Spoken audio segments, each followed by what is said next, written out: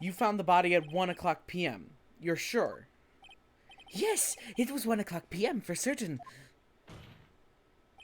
Frankly, I find that hard to believe, Frank.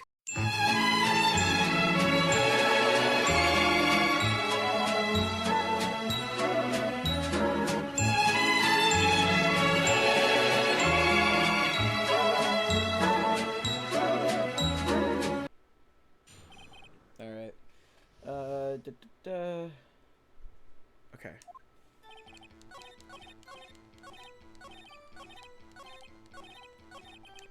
Oh. Present. Cindy's autopsy. You found the body at 1 o'clock p.m. You're sure? Yes, it was 1 o'clock p.m. for certain. Frankly, I find that hard to believe, Frank. Your statement directly contradicts the autopsy report. The autopsy notes the time of death at some time after 4 p.m. There was no body to find at 1 o'clock p.m. How do you explain this 3-hour gap? Oh, that. Oh,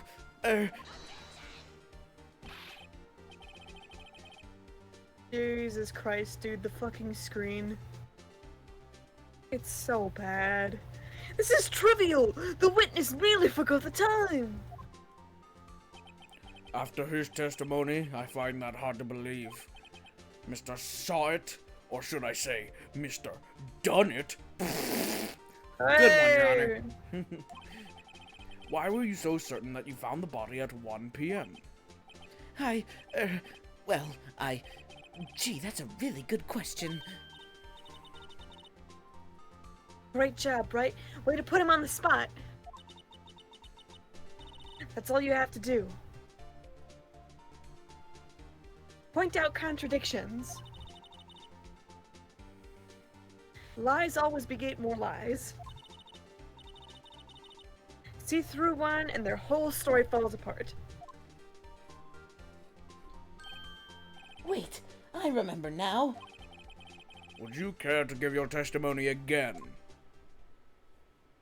No, see ya. Bye-bye. You see, when I found the body, I heard the time. There was a voice saying the time. It was probably coming from the television. Oh, but it was 3 hours off, wasn't it? I guess the victim must have been watching a video of a taped program. That's why I thought it was 1 p.m. Terribly sorry about the misunderstanding. Wait a minute. Wasn't there a blackout? Yeah. I see. You heard a voice saying the time on a taped program. Mr. Wright, you may cross-examine the witness.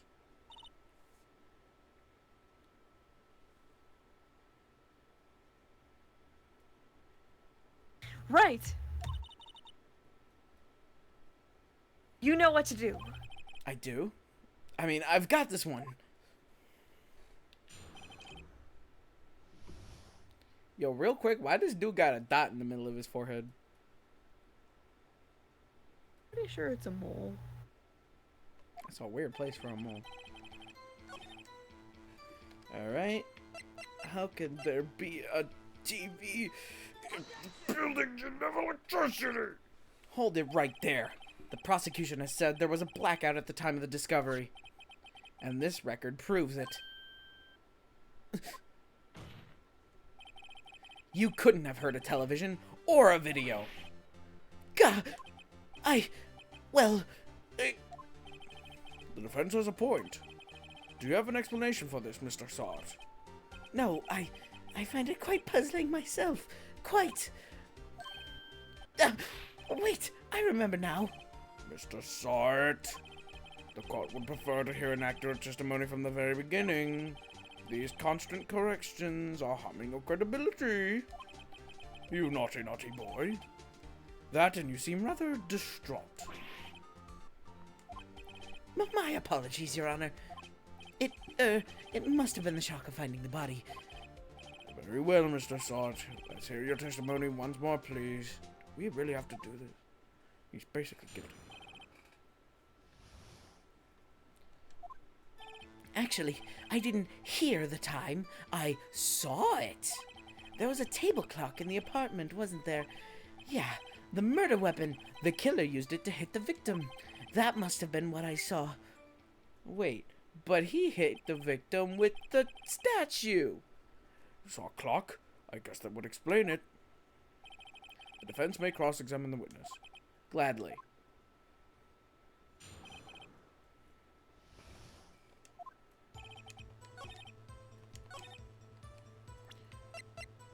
Wait, do I... Yeah. Wait just a moment, mister. The murder weapon wasn't a clock. It was this statue. Now, how is this supposed to be a clock? You, with your objections and your evidence, just who do you think you are? An attorney? Just answer the question, Mr. Sahwit. Hey, I saw it there, okay? That's a clock. Your Honor, if I may, Yes, Mr. Payne? as the witness statue is indeed a clock. The neck is a switch. You just tilted it and it says the time out loud. And as it doesn't look like a clock, I submitted it as as a statue. My apologies. I see. So the murder weapon was a table clock after all. Well, Mr. Wright, it appears that the witness's testimony was correct. This is a clock. Do you have any problems with this testimony now? Yes, I do. Your Honor, there is a gaping hole in this witness's testimony. And it's not Larry Butts. It's not Larry Butts' butt. The only way we could have known the weapon was a clock is to hold it in his hand. Yet the witness testified that he never entered the apartment. Clearly a contradiction. Indeed. The witness knew it was a clock because he went into the apartment. You're lying. You were inside the apartment on the day of the murder. Oh yeah? Prove it. Prove I went in there. I'll do better than that. I can prove you were the one who killed her. You struck her with that clock, and the shock of the blow triggered the clock's voice.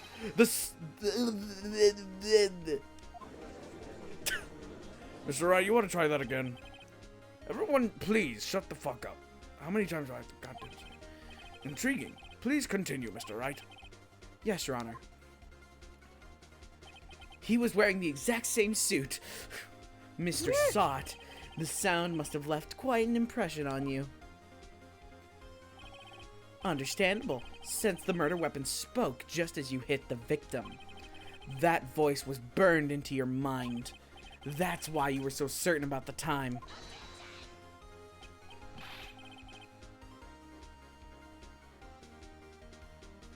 What's the meaning of this?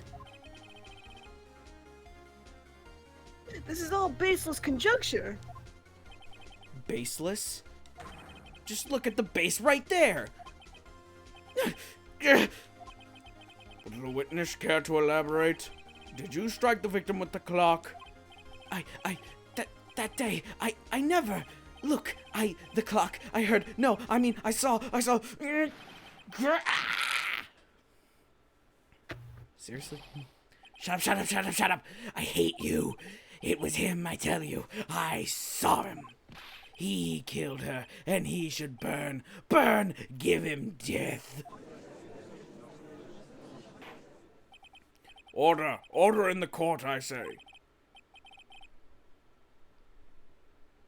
Your Honor, a moment, please. There isn't a shred of evidence supporting the defense's claims. Mr. Wright, Yes, Your Honor. you claim the sound the witness heard came from the clock. Do you have any evidence?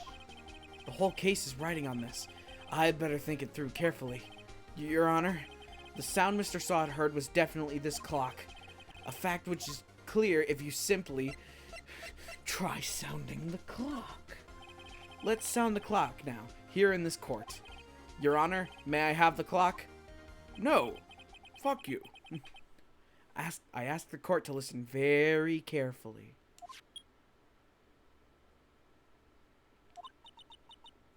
I think it's 8:25. That certainly is a strange way to announce the time. Well, he is the thinker after all. So we've heard the clock. What are your conclusions, Mr. Wright? Mr. Payne, can you tell me what time it is now? It's 11:25. Eck. As you can see, this clock is exactly 3 hours slow. Precisely the discrepancy between what Mr. Sahwit heard and the actual time of death. So, Mr. Sahwit, try to talk your way out of this one. And also, put your toupee back on. You forgot one thing. Uh-oh. What's he talking about now? While it may seem like the clock is running 3 hours slow, it proves nothing. How do you know it was running 3 hours slow on the day of the murder? If you can't prove that, you don't have a case. He's right. How am I going to prove that? Damn it! I was so close! Ugh. Mr. Wright, it seems you lack the critical evidence to support your claim. Looks like Mr. Butts is going to be playing Butts in jail. Yes, Your Honor. This means I cannot let you indict the witness, unfortunately. This ends the cross-examination of Mr. Frank Sahwit.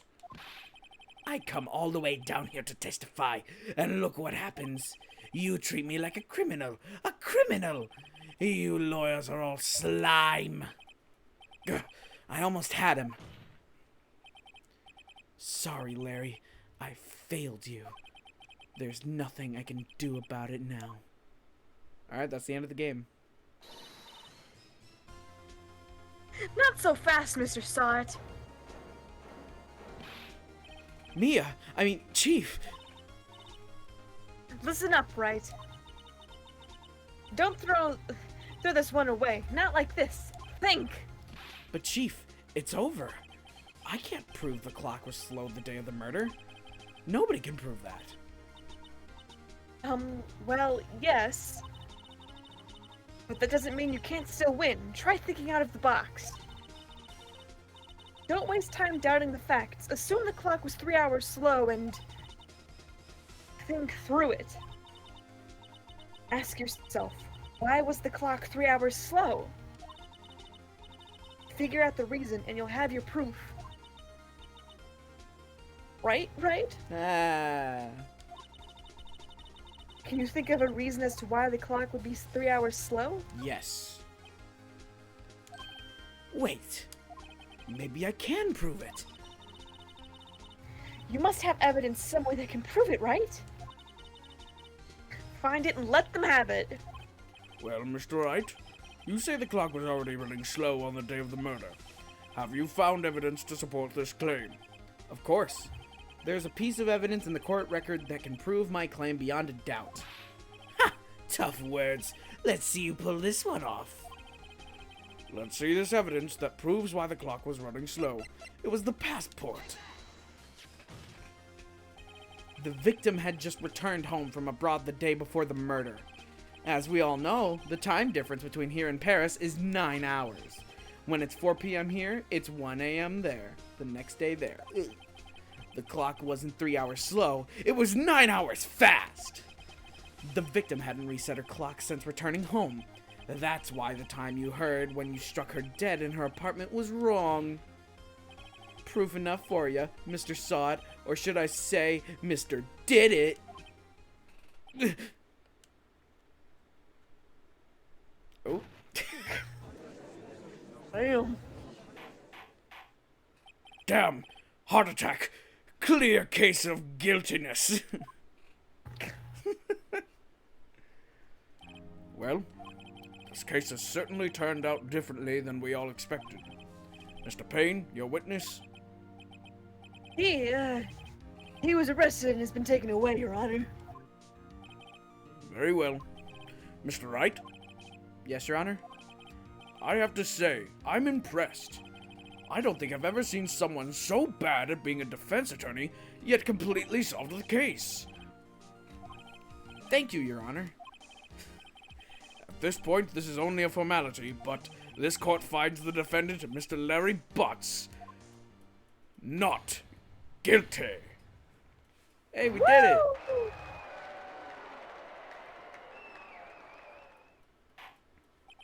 And with that, this court is adjourned. Dude, we solved our first case. Woo! Turns out that Frank Sahwit was a common burglar. He posed as a newspaper salesman to check and see when people were out of the house. That day, when Larry went to her apartment, the victim wasn't home. After he left, Mr. Sahwit let himself in to do his dirty work. While he was searching her place, the victim returned. Flustered, Mr. Sahwit grabbed the nearest blunt object he could find.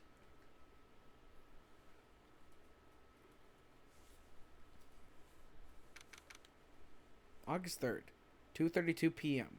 District Court, Defendant Lobby Number 2. Whew! I still can't believe we won. Right, good job in there. Congratulations. Thanks, Chief. I owe it all to you. Not at all, not at all. You fought your own battles in there. It's been a while since I've seen a trial end on such a satisfying note. I've never seen the Chief looking this happy. If she's this glad, imagine how Larry must feel. My life is over. Larry, you're supposed to be happy. What's wrong now? Oh, Nick. Don't worry about me. I'll be dead and gone soon. Good. Wait, no, I mean bad. Bad, bad, bad. Larry, you're innocent. The case is closed. But my Cindy Windy's gone, man. Gone forever. Larry, you do know you're gay, right? Ah, never mind. Congratulations, Harry. Harry? Yes, you. I can practically see the headlines now. Harry Butts, innocent. Hey, thanks. I really owe you one. I won't forget about this. Ever. Let's celebrate. Dinner? Movie? My treat. Oh no, I couldn't. Hey, why didn't I get an invitation to dinner and a movie? Ugh. Oh, hey. Here, take this. It's a present. Present? For me? Wait. Wasn't this the evidence that... Actually, I made this cloak for her. I made one for her and one for me. Really? You made this? Well, thank you. I'll keep it as a memento. Yo, Nick. Can you believe it? I was so into that chick. And she was really just playing me for a fool. Doesn't that just make you want to cry? Larry. Are you so sure? Excuse me?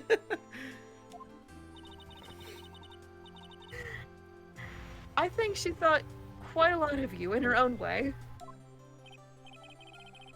No, you don't gotta sympathize with me. It's okay. Oh, I'm not just sympathizing, really. Isn't that right, Wright? Don't you have something to show your friend? Something that proves how she felt about him? What? No! What are you talking about? What the heck is she talking about? Oh, fuck. Check this out, Larry. Proof positive you weren't just some chump to her. Huh? What about that clock? This is the clock you made for her, Larry. And she took it with her when she traveled. Whatever, she probably just needed a cloak, that's all. You think so? It's a pretty heavy clock to take traveling. Well, make it of it what you will. I give it what. Oh, never mind. Hey, Nick. I'm glad I asked you to be my lawyer. Really, I am. Thanks. Hope that made him feel a little bit better. Right? I hope you see the importance of evidence now. Also, hopefully you realize things change depending on how you look at them. People, too. We never really know if our clients are guilty or innocent. All we do is believe in them. We can't do is believe in them. And in order to believe in them, you have to believe in yourself. Right. Listen, learn, grow strong. Never let go of what you believe in. Never. Well, I think our work here is done. Shall we be off? Sorry, I was offered a date with Larry. I mean, yeah, I guess so. Say, how about dinner? On me. We'll drink a toast to innocent buds.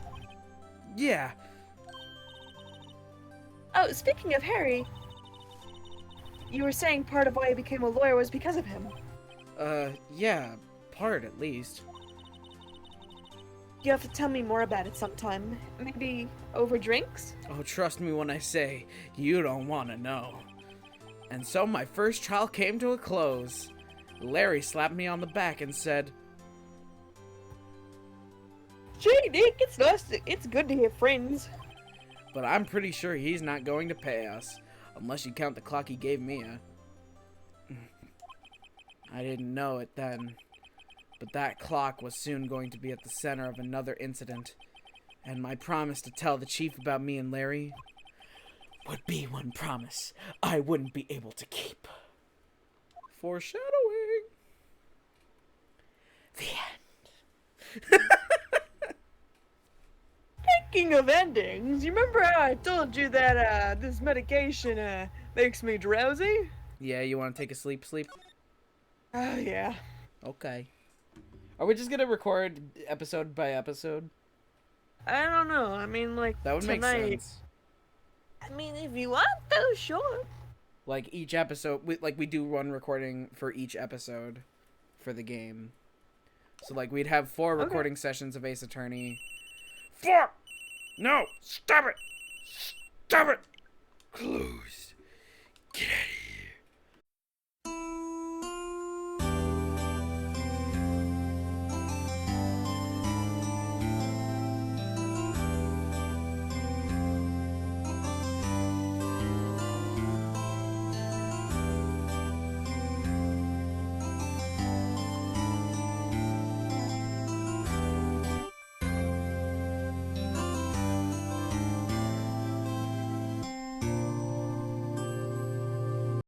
It's crazy to think about sometimes. It is, man. My But- mom's proud of me. My dad's proud of me. How is your dad, by the way?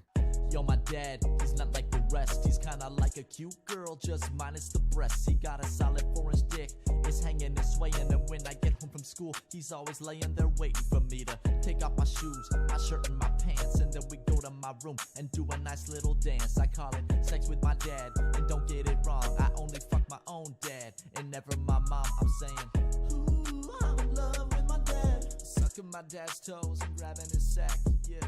Ooh, I'm in love with my dad. Licking my dad's nuts, this shit is so rad.